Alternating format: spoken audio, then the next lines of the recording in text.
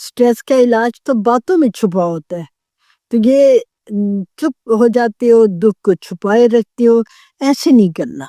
मैं आपसे कहूँगी कि आप अपनी बातें घर में या घर से दोस्त जो हैं जिन पे आप एतबार करते हैं उनके साथ आप शेयर किया करें। कोई ना कोई ऐसा आपकी लाइफ में होना चाहिए जिसके मोढे पे आप हाथ रख सकें, उसको अपने दिल की बात कह सकें। ये ना घबराया करें वो किसी और को कह देगा, अपना तो बोझ आप हल्का करें। जब दिल पे बोझ हो तो कह देना बेहतर होता है। दिल पे बोझ हो तो कह देना बेहतर होता है।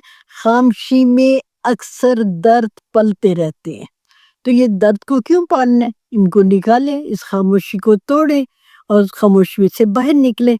और रोज़ाना ये खामोशी से बाहर निकले, दूसरों को कहें।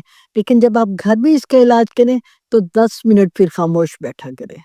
अपने ज़हन को हाल में रखें। माज़ी जो है वो गुज़र गया, उसका अब ज़िक्र नहीं है, आपने हाल में रहना है। मुस्तकबिल आया नहीं है, उसके बारे में क्यों सोचना? आप माज़ी की तलख़ियों को जब सोचते हो, वो कहते हैं ना कि याद माज़ी अज़ाब है या रब। तो ये अज़ाब बन जाता है जब आप उसका दखल जो है वो हाल में करने लग जाते हैं। ये आप ये सोचें कि कभी-कभी सुकून खामोशी की गली से भी आता है। खामोश रह के थोड़ी देर ऑब्ज़र्व करें, आप देखिएगा कि आपको सुकून मिलेगा। प्रॉब्लम शेयर करें लेकिन कुछ देर आराम से सुकून से बैठना भी सीखें। आपने एक और काम करना है, आपने पॉजिटिव बातें जो है वो अपने ज़हन में लानी है। आपने पॉजिटिव बातें जो है वो दोहरानी है। कैसी पॉजिटिव बातें? आपने कहना है, मैं सुकून में हूँ, मैं गहरे सुकून में हूँ, मैं बहुत ही गहरे सुकून में हूँ।